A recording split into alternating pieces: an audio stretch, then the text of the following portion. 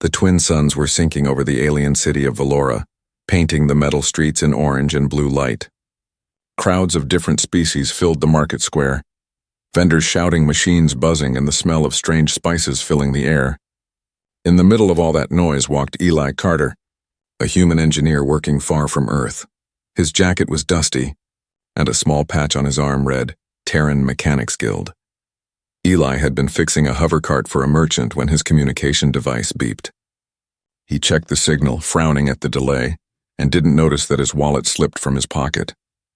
It fell near a pile of glowing fruit unnoticed by everyone. Except for a small figure hiding behind the stall. The figure was Lyra, a little alien girl no taller than Eli's waist.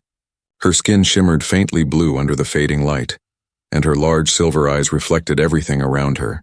Her clothes were old and torn, and she held a broken pendant in her hand, the only thing left from her mother. She hadn't eaten properly in 2 days. When she saw the wallet, her first thought wasn't to steal. She hesitated, biting her lip. Around her, older kids would have taken it and run, but she couldn't. She picked it up carefully, looking at the strange human symbols engraved on the cover. Inside, she saw credits, a photo of a family, and a tiny metallic badge that said E. Carter. For a moment, she wanted to run. Her mother was sick, and those credits could buy food or medicine. But her heart twisted. Her mother always said, "Never take what's not yours, Lyra, even if the stars are cruel." So she ran after him. Eli had already turned the corner, heading toward the shuttle dock. The crowd was thick and the air smelled of oil and rain. Lyra pushed through legs and tails, calling out softly at first, then louder. "Human, wait!" He didn't hear her. A hoverbike whooshed past, almost knocking her over. She stumbled, clutching the wallet tight to her chest. Her small feet slapped the pavement as she ran again, her breathing ragged. Finally, she spotted him standing at a junction, looking at his communicator. She stopped a few steps behind him, trembling. Her voice came out weak. "Sir, you dropped this." Eli turned, surprised. His tired eyes met hers. A child, alien, dirty, holding his wallet in both hands like it was made of gold. For a moment, he just stared. Then he smiled, kneeling down. "You found this?" "Thank you, little one. That was very kind of you." Lyra nodded shyly, her thin fingers shaking. She tried to speak but hesitated. Eli noticed how pale she looked and how her stomach growled softly. He reached into his bag and pulled out a food bar. "Here, for your honesty." She took it slowly, but instead of eating, she said something that caught him off guard. "My mother needs help." Eli blinked. "Help? What kind of help?" Lyra looked around nervously. The crowd moved past them like a river, no one paying attention. She leaned closer and whispered, "You fix machines, right? I saw your tools. My mother is sick because of a human machine near our home. It's broken, and it's hurting her." Her voice cracked at the end. Eli frowned, confused. "A machine? Hurting her? What kind of machine?" Lyra's eyes filled with tears. "I don't know. It fell from the sky before I was born. It glows at night and makes the ground hum. The air smells bad there. My mother says it's poison, but no one will go near it. They say only a human can understand it." Eli's heart tightened. He'd heard rumors about old Terran probes crashing on frontier worlds, reactors leaking radiation, destroying villages. But this? He hadn't expected it here in a city full of trade and life. He looked at her again. Her small hands, her shaking voice, the fear in her eyes. "Where do you live?" "Outside the city," she said. "Past the broken bridges." "I can take you," Eli hesitated. It was almost dark, and he was already late returning to his station. But leaving her there felt wrong. His conscience wouldn't let him walk away. "All right," he said finally. "Show me where." Her eyes lit up, but not with excitement, with hope. She nodded quickly and led the way. As they walked through the winding alleys, the crowds grew thinner. Lights flickered on old signs, and the noise of the market faded into silence. Eli followed her past rusted fences and broken machines, every step taking them deeper into the city's forgotten zones. "Does anyone else know about this?" he asked. "No," she whispered. "People are scared. They say humans made that machine to punish us." "That's not true," Eli said softly. "Sometimes machines just break." The path grew darker. The smell of smoke and metal filled the air. Lyra walked ahead confidently, her small frame moving like she'd done this path 1,000 times. Eli felt something cold settle in his chest. Not fear, but a strange sense that his life was about to change. When they reached the end of the street, Lyra stopped. In the distance, beyond a cracked wall, a faint blue light pulsed against the night. "It's there," she whispered. "That's where my mother waits." Eli looked at the glow, then back at the girl clutching his wallet. He had only met her minutes ago, yet something in her eyes, that mix of innocence and desperation, made him believe her completely. He sighed, tightening the strap on his bag. "All right, Lyra, let's go help your mother." And with that, the human and the little alien girl stepped into the shadows, unaware that this single act of kindness was about to change both their worlds forever. The path outside Valora City turned rough and silent. Neon light faded behind them as tall metal towers gave way to twisted trees and cracked stone roads. The smell of rust and damp air surrounded everything. Eli Carter followed the little alien girl, Lyra, his tool bag slung over one shoulder and a faint unease in his chest. She walked fast for someone so small, hopping over puddles and broken pipes, her thin tail swaying behind her. Every few minutes she turned to check if he was still there. "It's not far," she said softly, voice echoing in the still air. Eli glanced up at the twin moons rising above the ruins. "You shouldn't be out here alone," he said. "It's dangerous after dark." Lyra didn't stop. "I come here every day. My mother's waiting." That simple sentence hit him harder than he expected. He'd seen many planets and many people, but there was something about this child, brave, desperate, and too old for her age, that stirred something human inside him. They crossed a bridge half-collapsed into a river of green light. Strange insects buzzed in the water below, glowing faintly like fallen stars. Eli checked his scanner. The readings were unstable, energy levels fluctuating wildly. "This area's contaminated," he muttered. "If something crashed here, it's still active." Lyra stopped and looked at him with wide eyes. "You understand what it is?" "I might," he said carefully. "Depends on what I find." They moved onward until the trees thinned out and the ground turned black. A faint humming sound filled the air, deep and steady like a heartbeat beneath the earth. The source of it was still far, but Eli could already feel it in his bones. Lyra led him to a small settlement hidden under a rock ridge. A few makeshift huts built from metal scraps stood in a half-circle. The air smelled of smoke and herbs. When Eli stepped in, alien faces turned toward him, tall, thin, and marked with fear. No human had walked there in years.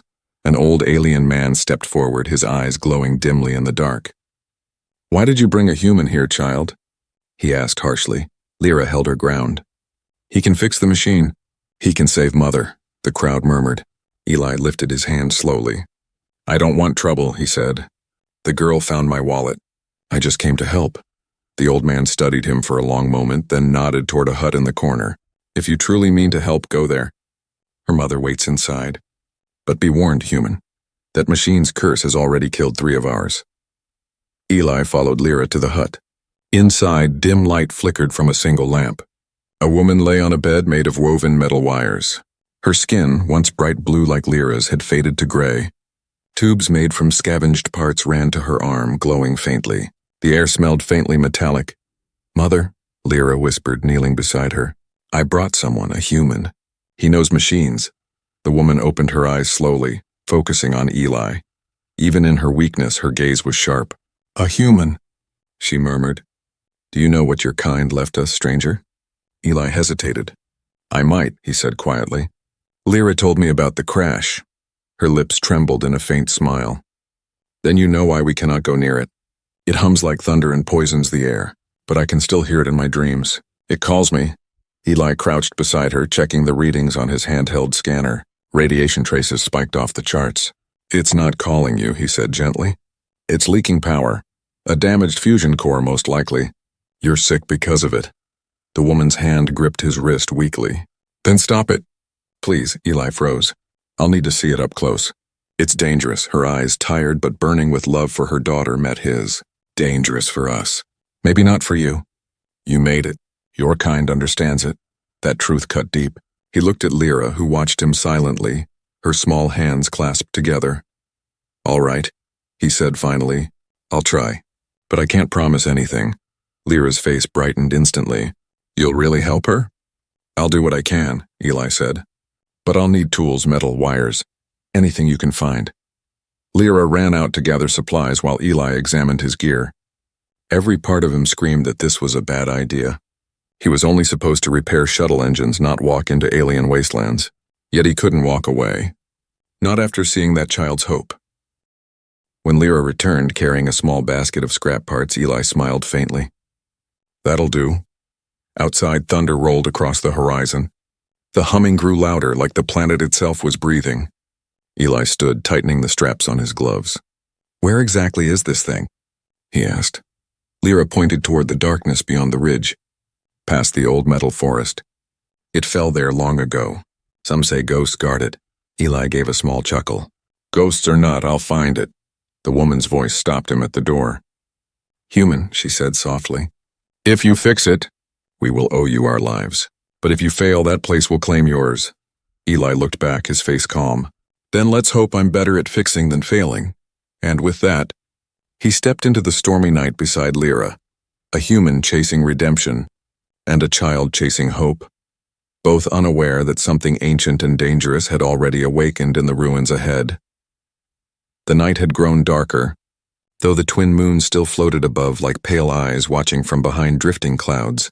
Eli Carter followed Lyra along a narrow path that wound between rusted towers and twisted vines. Every step echoed faintly on the metal ground. The city's hum was gone now, replaced by the whisper of wind and the faint throb of the distant machine that waited for them. The girl walked ahead with small but steady steps. Her glowing blue skin shimmered under the moonlight, a tiny beacon in the gloom. Eli's scanner kept flickering red, showing unstable readings. This place isn't safe, he muttered. We shouldn't be breathing this air. Lyra turned and smiled faintly. Then hold your breath, human. Eli couldn't help but laugh quietly. You sound like a soldier. My mother says fear makes your feet slow, she replied.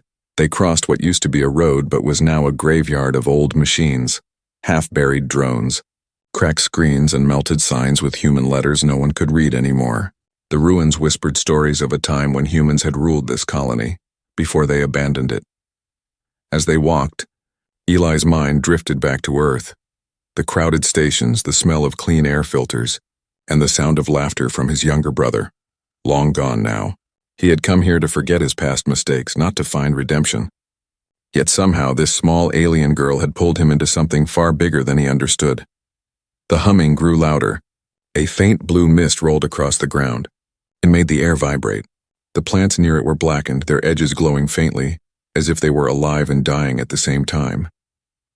Lyra stopped suddenly. From here we must go quietly, she whispered. Eli frowned. Why, is someone here? She nodded toward the shadows. Drones. They guard the crash. He looked closer and saw the faint outlines of hovering machines drifting in slow circles, their red sensors blinking in rhythm. Old human security drones still running after all these years, protecting a secret no one remembered. Eli crouched behind a broken vehicle, motioning for Lyra to stay down. Don't move, he whispered. They'll scan for movement. He pulled a small tool from his belt, a frequency disruptor, and adjusted its dial. The faint hum around them changed pitch. One by one, the drone's lights flickered and dimmed. The air went still. Lyra gasped softly. You made them sleep? Something like that, he said, smiling. Old machines, old tricks. They crept forward. The air grew warmer, the hum louder. Then, through a broken wall, Eli finally saw it. The crash site. A massive piece of metal lay buried in the earth, half melted and still glowing faintly blue. The ground around it was cracked like glass. Energy pulsed through the soil, spreading out in invisible waves. It was a human reactor module, one of the early prototypes used in deep space colonies.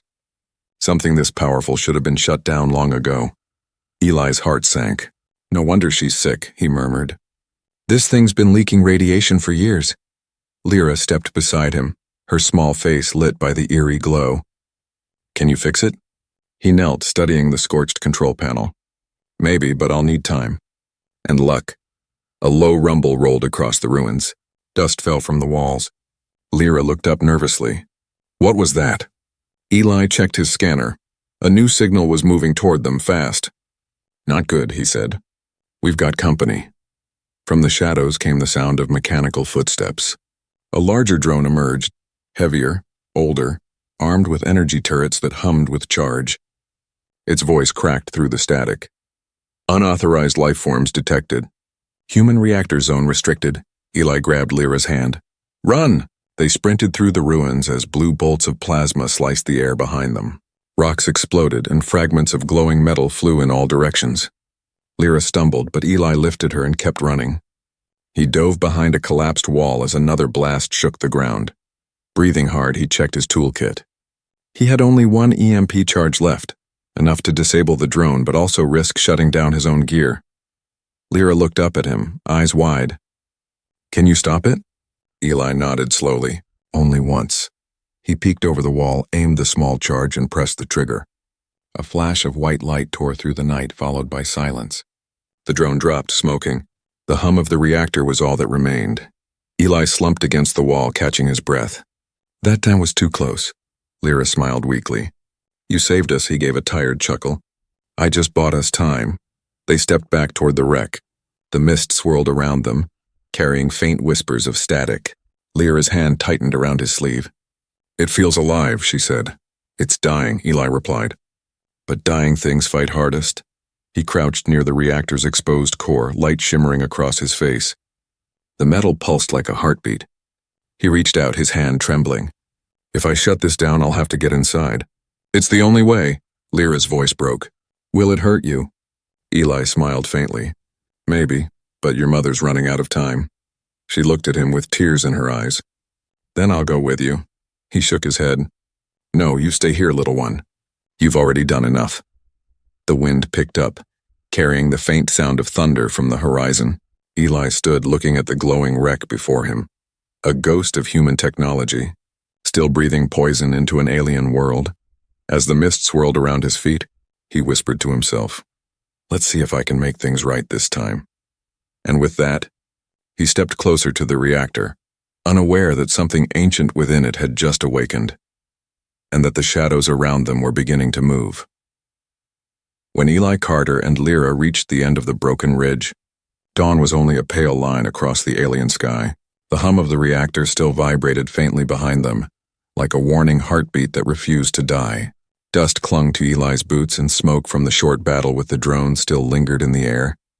They descended into a valley hidden between jagged cliffs, a place untouched by sunlight. From above, it looked like nothing but rock and shadow, but as they moved closer, Eli saw faint lights flickering underground. Lyra pressed her small hand against a stone plate. The ground rumbled softly, and a passage opened before them.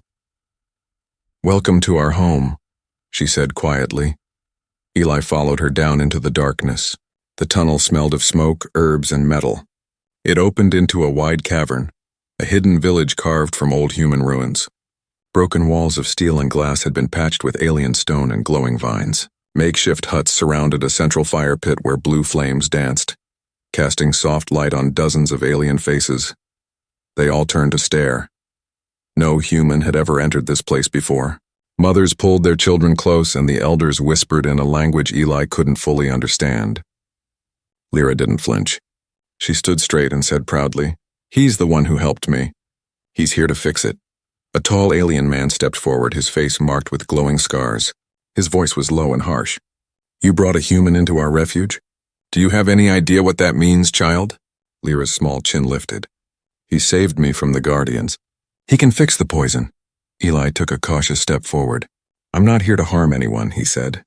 I'm an engineer. That machine up there, it's human technology. I can shut it down before it kills more of your people. The tall man stared at him, then slowly turned to the others. Words, he said bitterly. That's what humans are good at, words and lies. A murmur rippled through the crowd. Eli could feel their anger and fear, the weight of years of suffering. But before anyone could speak again, a weak voice came from one of the huts. Let him come. Everyone fell silent. Lyra ran toward the sound. Her mother, pale, thin, and wrapped in a rough blanket, sat up slowly on her cot. The firelight made her skin shimmer faintly. She looked older than her years, yet her eyes were steady and full of strength. Mother, Lyra cried, kneeling beside her. The woman smiled faintly and reached out, brushing a strand of silver hair from her daughter's face. Then she turned to Eli. You've already done much by bringing my child home safe, she said softly. But what you face now, It's more than broken metal. Eli knelt beside her, scanning her vitals with his wrist device. The readings were bad. Radiation sickness, organ stress, and nerve damage. If I don't shut that reactor down, this whole valley will collapse within months, he said. You won't survive the next cycle. The woman closed her eyes. We've known this for years. Many tried to destroy it. All failed. Eli looked around the cavern, at the faces watching him with a mix of hope and doubt. He felt the same heavy guilt that had followed him since the war. I'm not like the ones who built it, he said. But I owe it to you, to her, to fix what my people broke. Lyra's mother opened her hand and revealed a small metallic shard. This fell from the sky the same day the machine did, she whispered. It carries the same energy. Maybe it belongs to it. Maybe it can stop it. Eli took the shard carefully. It was light, humming faintly with the same blue pulse as the reactor. I can use this, he said. It's a control node. It might let me bypass the main shield. The tall alien man stepped closer. If you fail, human, that thing will explode.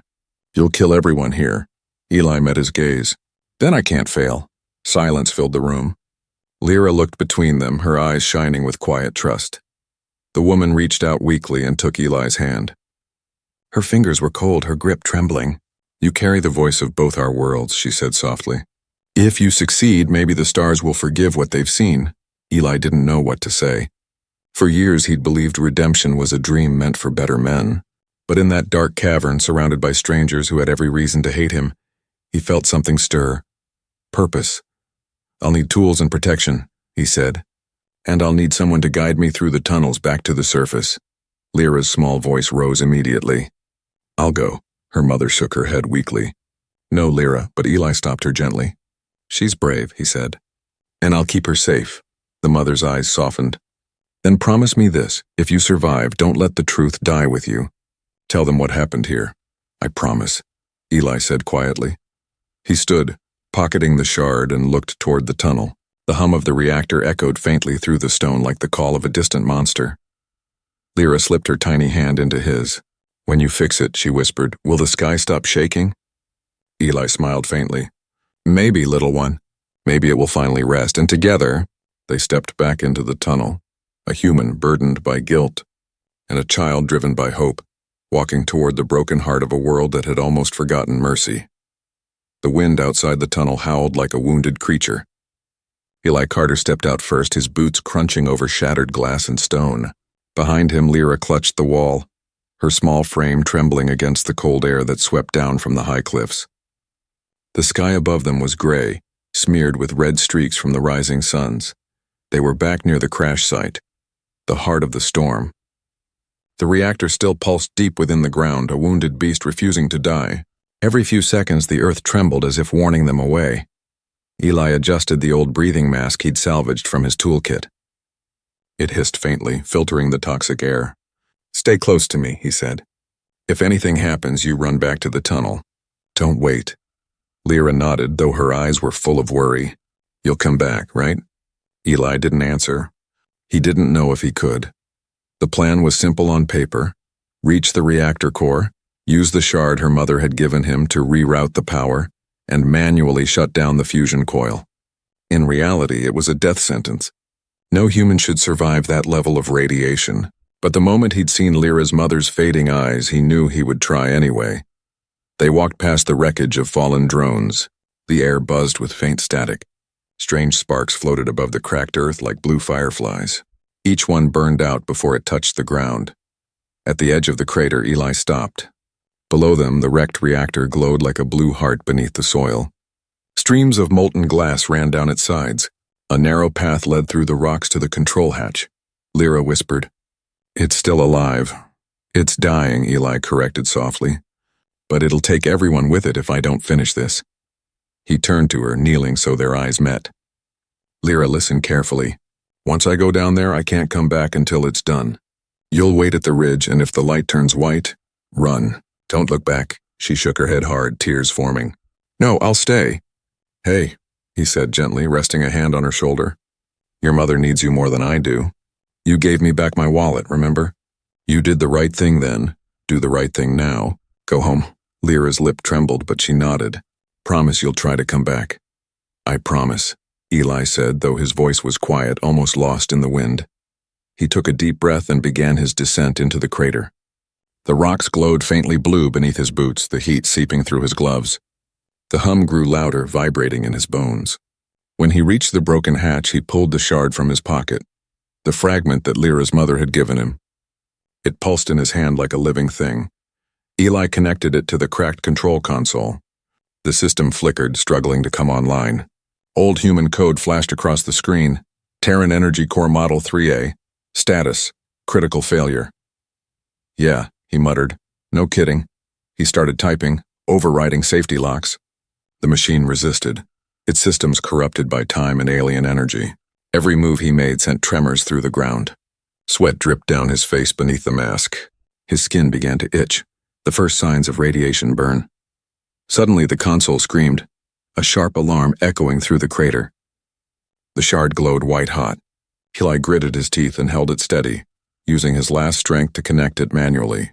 The energy surged through his arm, burning him from the inside out. On the ridge, Lyra watched in terror. The light from the crater grew brighter, painting the cliffs in blue fire.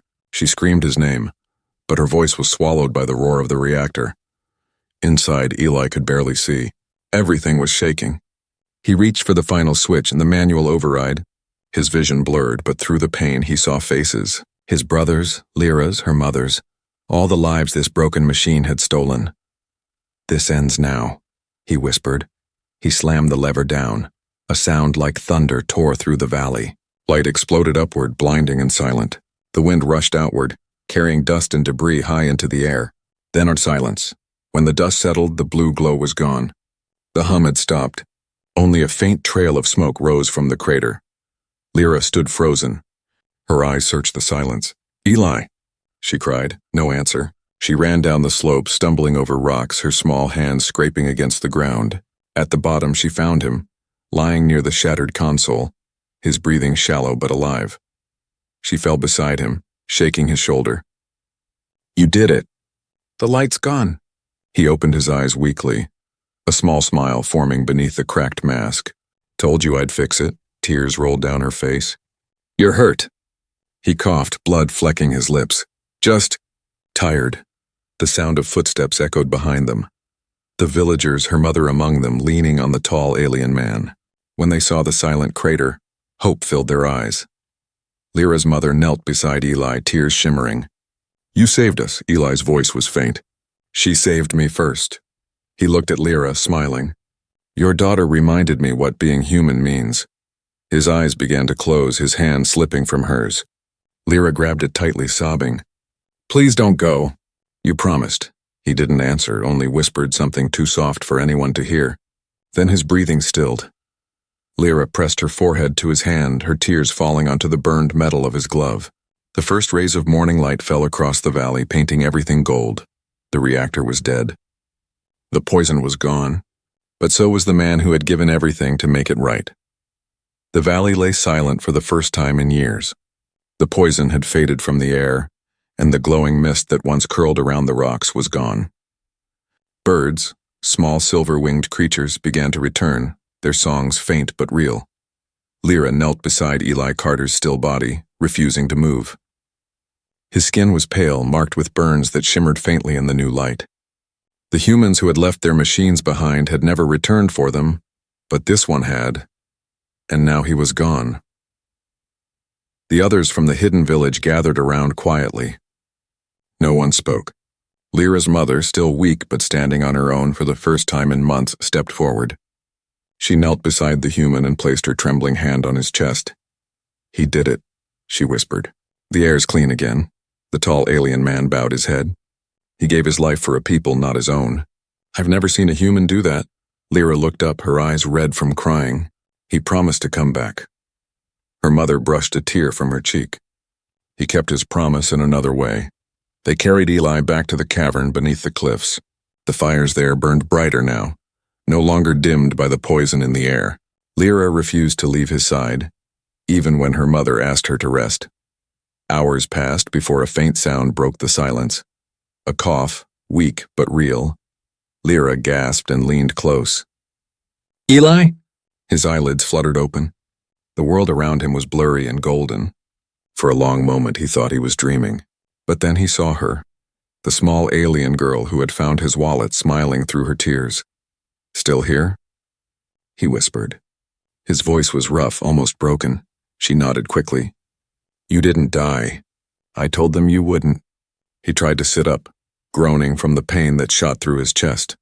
"Guess I'm not good at dying." Lyra laughed through her tears, hugging him tightly. Around them, the villagers watched in awe. A human had walked into death and somehow crawled back. Her mother stepped forward, tears glistening in her eyes. "You should rest," she said softly. "You've done more than anyone could." Eli shook his head slowly. "It's not over yet." Her expression changed. "You know the truth, don't you?" He looked at her, confusion and pain mixing in his eyes. "What truth?" She sighed, her voice trembling. "That machine you shut down, it wasn't just a reactor. It was a weapon, a test site from the old wars. Your people placed it here long ago, hidden under our soil to see how much our kind could endure. My husband, and many others, died trying to destroy it." Eli's blood ran cold. "No, that can't be." She reached into her cloak and pulled out a small glowing crystal, the same color as the reactor's core. This was inside the ruins near the heart of it. It carries the memory of what happened, the names, the orders, the faces of those who did it. You must take it. He stared at the crystal, realizing what she was asking. "You want me to expose it?" "Yes," she said firmly. "Take it to your people. Show them what was done here. Tell them what it cost. Let the stars know that peace was born from a child's mercy, not from their machines." Eli's hand trembled as he took the crystal. It was warm, almost alive. "If I do this," he said quietly, "they'll hunt me. The guild won't forgive me." Her gaze didn't waver. "Then let them come. Truth doesn't need permission." Lyra looked between them, confused but curious. "Is that the favor?" Her mother smiled faintly. "Yes, my child. That was the favor I needed from him. Not to save me, but to save us all." Eli closed his fingers around the crystal. The faint hum from within matched his heartbeat. "You could have lied," he said softly. "Told me it was just about fixing a machine." Her smile faded into something sad but proud. "Would you have come if I had told you the truth?" He hesitated, then shook his head slowly. "Probably not." "Then you understand," she said. "Sometimes lies bring people to where the truth must be spoken." Outside, thunder rolled across the sky, followed by the sound of rain, real clean rain that hadn't fallen in years. Drops hit the ground like music. The villagers stepped outside, lifting their faces to the sky. For the first time in a generation, they weren't afraid to breathe. Eli stood in the doorway of the cavern, watching the rain fall over the valley. The crystal glowed faintly in his hand. Beside him, Lyra smiled up at him. "Will you come back after you show them?" she asked. He looked down at her, this small, brave soul who had changed everything. "If I can," he said. "And if I don't?" "Keep that hope alive." "Promise me," she nodded. "I promise." Eli took one last look at the valley. The shining sky, the healed earth, the people who once feared him but now bowed their heads in silent gratitude. He turned toward the distant lights of the city, his figure fading into the mist. Behind him, Lyra whispered, "Goodbye, human." He didn't look back. The favor had been asked, and now it was his mission to honor it. The rain had washed away the poison. The once dead valley shimmered under the twin suns like glass reborn. Streams ran clean again, and strange blue flowers bloomed between the cracks where the reactor's light had once burned the soil. The air was finally safe to breathe, but Eli Carter stood at the edge of that peace, a man who could not stay. His burns were healing slowly, his strength returning, but the crystal in his hand pulsed with a heavier weight than his wounds. It held memories of war, proof of what humans had done here. He watched as the villagers rebuilt. They raised shelters, sang ancient songs, and buried the fallen.